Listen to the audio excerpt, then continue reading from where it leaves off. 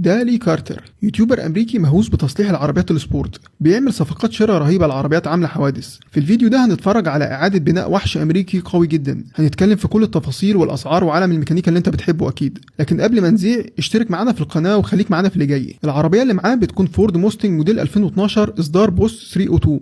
دي بتكون من الجيل الخامس للموستنج اللي ظهر من فتره 2005 لحد 2014. البوس 302 بتكون عربيه اداء عالي بمواصفات اعلى من كل اللي قبلها، بتكون تاني اقوى موستنج من الشركه في فترتها قبل نسخ الشيلبي. بتيجي بالمحرك القوي جدا المعروف باسم الكويوتي V8 5000 سي سي تنافس طبيعي، بيطلع قوه 440 حصان وعزم دوران 515 نيوتن متر. خلينا ناخد جوله حوالين العربيه ونشوف ايه الحاله بتاعتها. انا عارف انك مش قادر تشيل عينك من على الخبطه اللي في نص العربيه ورا، لكن من قدام العربيه سليمه تماما. عندك الكابوت والاكسدام والرفرفين وحتى الكساحه العملاقه الاماميه، وكمان الاكسدام الخلفي بيكون سليم بس هما حاطينه جوه العربيه لانه مش متركب فيها. المنظر صحيح صعب تتخيل انه قابل للاصلاح، لكن عايزك تتاكد ان اي حادثه ايا كان نوعها، سواء كانت غرق او حريق او خبطه عنيفه، كله ينفع يتصلح. اكيد مش هترجع تاني زي الاول، لكن الشكل العام للهيكل يقدر يتصلح حتى لو كانت خرده او مصدي. العربيه زي ما تكون خارجه من كراش تيست. اللي انقذ السواق بيكون رول كيج متركب على العربيه كافتر ماركت. البوس 302 ما كانتش بتنزل ستوك بالبارات الحديد دي ابدا. بعد الحادثه اكيد العجله ما كانتش سليمه كده، لكن في ساحه البيع لو عرفوا بيركبوا عجله جديده للعربيه عشان يعرفوا يحركوها. بس العربيه كانت مركونه لمده اكتر من سنه في ساحه الخرده، فهيغسل المحرك بشكل سريع من بره. ليه اشترى العربيه دي بسعر $9000، ومن البدايه كان عارف ان تصليح المنظر ده هيكلف وقت ومجهود ومبالغ كبيره جدا اكيد. لكن الصفقه هنا ان العربيه كل اجزائها الميكانيكيه سليمه 100%. المحرك ونقل الحركه ونظام التعليق والكهرباء بتاعت العربيه كله سليم. العربيه ما اتقلبتش وقت الحادثه، فنظام التعليق غالبا ما فيهوش اي كسور. في نفس وقت شراء العربية دي بيلاقي عربية تانية تعتبر هي بقى دي الصفقة الحقيقية. عربية تانية بنفس الموديل موستنج بوس 302 وموديل 2012 برضو، عاملة حادثة برضو لكن من المقدمة وضررها يعتبر قليل جدا. اللقطة بقى هنا ان العربية دي مش بيكون معاها مفاتيح، وانا الصراحه شاكك انها مسروقه واتعرضت للبيع بعدها. واللي ياكد الكلام ده هو سعر العربيه، اشتراها بسعر $550 بس. لا وكمان بيبيع المحرك اللي كانت جايه بيه V8 5000 سي بيبيعه بسعر $550، فهو حرفيا اشترى النسخه دي ببلاش من المزاد. المهم بقى انه عنده شاسيه يقدر يبني عليه موستنج قويه جدا. كل اللي هيعمله انه هيفضي الميكانيكا من النسخه الاولى المتدمره في الشاسيه الجديد السليم. الخطوه المطلوبه حاليا هي نقل العربيه من بره لجوه الجراج. هيحاول يفتح الباب لكنه هيطلع في ايده. جنب العربية متطبق على بعضه، فالدخول ليها هيكون صعب جدا. فهيجيب الرافعة الشوكية اللي عنده وهيرفعها لحد الورشة جوه، هيرفعها على الهيدروليك الكهرباء علشان يفحص أجزاء العربية من تحت. هيتأكد من سلامة نظام التعليق من نهاية العربية لأنها دفع خلفي. النسخة بيكون عليها أكتر من قطعة متعدلة زي دراع التعليق الخلفي، وكمان غطا الديفرانس بيكون مخصوص للبوس 302 دي. من مميزات البوس 302 ان عمود الكردان او الدرايف شافت بيكون معمول من الالومنيوم، وهنا بنشوف اغلى جزء في العربية كلها وهو نقل الحركة. فتيس مانيوال 6 سرعات من شركة تريميك المكسيكية. عارف انك متعود ان الفتايس غالبا بتكون الماني، لكن كتير من الماسل كارز الاقوياء عدى عليهم نقل حركة من شركة تريميك. هم 3 شركات عموما اللي هتلاقي نقل حركة اي عربية سبورت منهم غالبا. اقدم واشهر شركة بتكون شركة زد اف الالمانية. برضو من المانيا عندنا شركة جيت راج المعروفة باصداراتها للفتايس السريعة جدا، واخيرا شركة تريميك المكسيكية. فنقل الحركة اللي بيكون موجود على البوس 302 سعره لوحده بيكون $4500. سعر يعتبر غالي شوية، لكنه بيخلي العربية دي تتسارع من الصفر لحد 100 في حوالي 4 ثواني ونص بس. بره جنب الفتيس بيكون في علبة إلكترونية لونها أسود، وظيفتها استخدام حساس موجود على الفتيس علشان تعرف إذا كانت العربية بتتحرك ولا لأ، وفي الحالة دي تمنع إن السواق يحط الغيار الراجع بالغلط وقت السواقة. صمام أمان تقليدي بيعمل لوك في نوال الحركة اليدوية. الفكرة بس هنا إن هو بره الفتيس بشكل منفصل. أي عربية هتترفع بالهيدروليك حتى لو كان الهيدروليك اليدوي لازم الضغط يكون على فريم العربية أو على علب الشاسيه.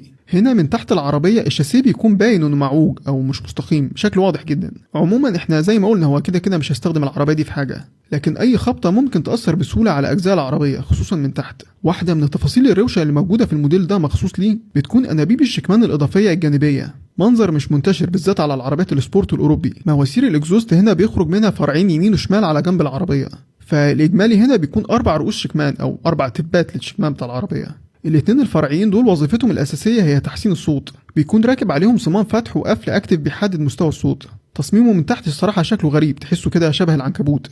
من قدام بقى عند العجلتين بتوع التوجيه من ورا العجلة هتلاقي ان في انبوبة كبيرة واصلة لحد الطنابير. دي بتكون بريك داكتس او ممرات هواء مخصوصه للفرامل، بتجيب هواء من مقدمه العربيه وبتوجهه بشكل مباشر لتقليل حراره الفرامل. تصميم العربيه المفروض اصلا يخدم النقطه دي بدل ما تركب انبوبه اضافيه ممكن تتقطع مع الوقت. اخر قطعه هيشوفها من تحت بتكون كفر حديد للفتيس وفي نفس الوقت بتكون داعم للشاسيه. هنا بقى هيحاول يشغل المحرك. سلك البطاريه الارضي بيكون مقطوع فبيوصل الشحن الخارجي في جسم العربيه الحديد، والكابل الموجب في مكانه في البطاريه عادي. العربيه هنا مانيوال فهيحتاج يدوس دبرياج علشان يعرف يدور، وفعلا دارت واشتغلت وكله تمام.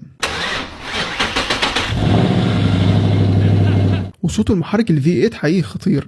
العربيه ماشيه حوالي 100,000 كيلومتر على العداد. خلينا بقى نروح للموستنج التانية. الخبطه الوحيده بتكون من قدام هنا، فهو هيضطر يشيل الاكسدام الامامي المتكسر، وكمان هيفك الرفرف اليمين، وهيشيل برضه الاضاءات. العربيه اتخبطت من قدام على اليمين، وده ادى ان الفريم او دراعات الشاسيه تتعوج للاتجاه التاني. في نقطه وحيده بس هي اللي تعتبر محتاجه انها تتعدل، بيسموها كرامبل زون او منطقه انبعاج.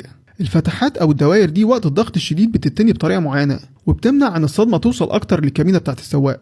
وبما ان التصليح هيكون بسيط فهو مش هيحتاج مكنه مخصوصه لشد الفريم، وهيستعين بالرفعه الشوكيه اللي عنده. هيثبت شريط شديد حوالين الدراع المخبوط وهيوصله بالرفعه. هيجرب يعدل الشاسيه لكن العربيه كلها هتتحرك من مكانها، فبديهي لازم يثبت الجزء التاني. هيسحب تاني والفريم هيبدا يترد لمكانه الاصلي واحده واحده. الحديد بيكون من اكتر المعادن اللي ليها ذاكره، ويقدر يرجع لوضعه الاصلي او الوضع الاول اللي كان عليه لو تعرض لضغط كبير او حراره عاليه. المفروض يكون السحب بجنازير او مسكات حديد، فهيبدل السحبه فعلا بجنازير.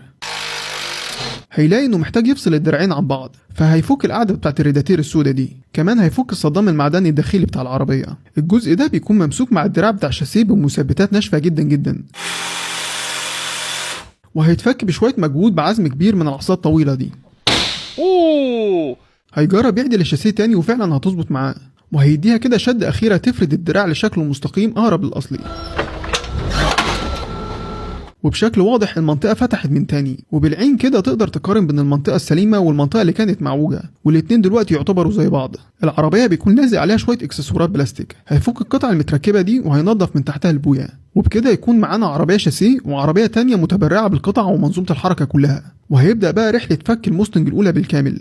هيفك البامبر الأمامي اللي بيطلع معاها الشبك، وهيفك انفصالات الكابوت كله وهيشيله، وهيشيل فلتر الهواء والأنبوبة بتاعته. هيفك مسامير الداعم أو البريسز. من تحت هيشيل الكفر بتاع الفتيس، وهينزل زيت المحرك كله من الطبة بتاعته.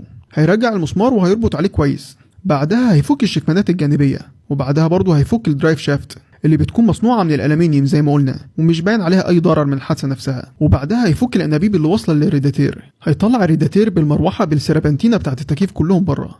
المساحة هنا بقت أوسع وتقدر تشوف سير المحرك. هيشيل خراطيم البنزين وأنبوبة زيت الدبرياج، وهيفك قاعدة الفتيس المستطيلة.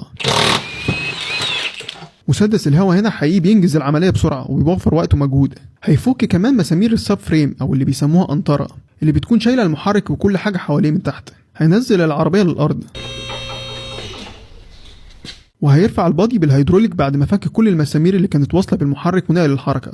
البلوكه بتاعت محرك الكيوتي تعتبر كبيره فعلا وتقريبا محشوره في الكابوت بتاع العربيه. هيبعد عمود الديركسيون اللي كان فكه من تحت من الاول، وبكده يكون الباور تريم بالكامل بتاع البوست 302 طلع بره العربيه. في قاعدتين للمحرك هنا، هيلاحظ ان في واحده منهم مكسوره ولازم تتغير، وحتى القاعده السليمه منهم بتكون الجلده بتاعتها او الرابر بتكون ناشفه جدا ومضغوطه جوه مكانها اكتر من اللازم. المساعدين هنا بيكون عليهم قاعده معدله من شركه فورشلوج الامريكيه، شركه متخصصه في قطع العفشه الرياضيه لاقصى درجه.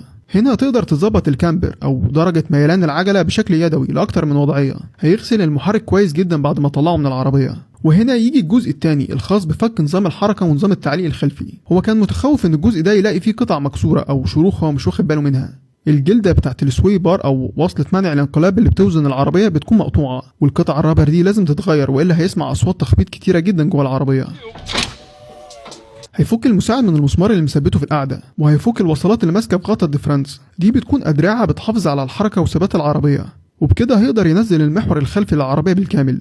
وهنا هيروح للشغل على الموستنج الثانيه. هيرفع شويه مقاسات عشان يتاكد ان الاكسل الخلفي مش معوج. هيشوف مقاسات من نفس النقطه من على الناحيه اليمين وعلى الناحيه الشمال، وهيقارنها بالمكان اللي المفروض تركب فيه. هيلاقي ان مفيش حاجه معوجه او احتمال لوجود انحراف في المحور الخلفي. وكمان ودي مهمه ان مفيش اصوات لخشونه في الحركه. هيحتاج يفك المحور الخلفي بتاع الموستنج الحمراء، لكن هنا المقص او اللي هو الدراع التوصيل بتاع العفشه جلدته بتكون ناشفه جدا، وكمان بيكون المسمار مصدي وبيلف حوالين نفسه مع الجلده. فهيجيب الصاروخ الحديد وهيقطع المسمار من التوصيله بتاعته. هيفك قاعدة الديفرانس من النص، وهيشيل السوستة من قاعدتها، وهينزل العربية على الأرض. هنا هو عايز يغير المساعدين، هيبدلهم بالتانيين، وبما إن العربية ما فيهاش مفتاح فأكيد ما فيش كهرباء، هيشيل الكنبة بره العربية خالص وهيدخل